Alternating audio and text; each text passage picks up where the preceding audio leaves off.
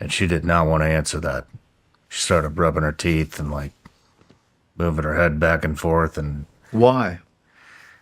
I didn't want to dig any deeper. It was, I mean, she was really open the whole interview. And then when I asked her that, it just shut down. Well, and here's the thing. I you know, again, I don't think necessarily people know. Right. And I think that's part of the problem is that I don't think they're necessarily evil, wicked people. They many times have good intentions and good motives. And again, the best deception is 80, 90% true. Yeah.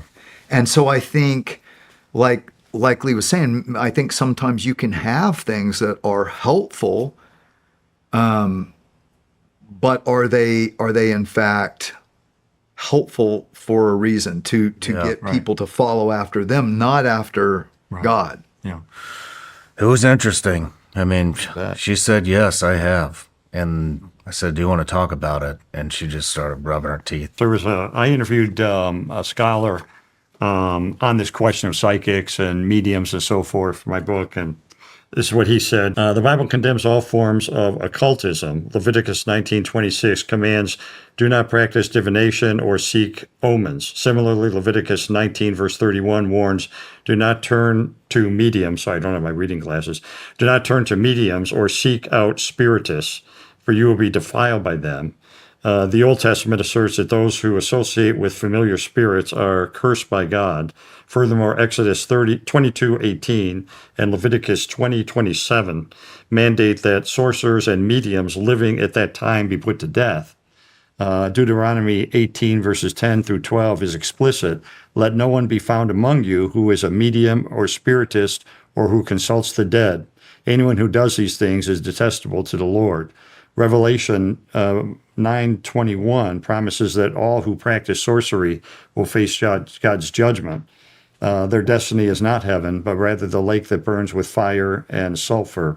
Take a look at Revelation 21 verse 8 and 22 verse 15.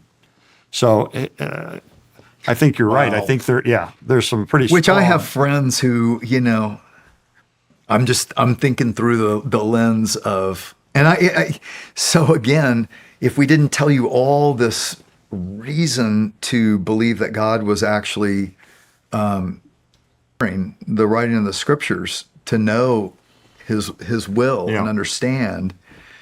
But I have friends who both had a near-death experience and now are mediums. Really? A medium. Oh yeah. Interesting. And you know, I've said to her the same thing. Yeah. But just hearing that fresh, I'm like, yeah, dang. You I know. Yeah, that doesn't sound good. Seriously, I mean, I think it's a dangerous area. But again, you know, okay.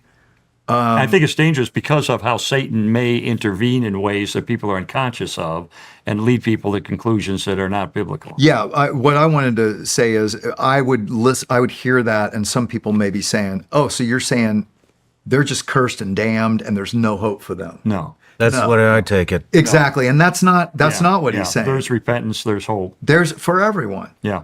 I mean, the thief on the cross, it was last minute. All he said was, "Remember me." Yeah. I mean, he didn't. So, so so this doesn't mean keep practicing it, but is that the unforgivable sin?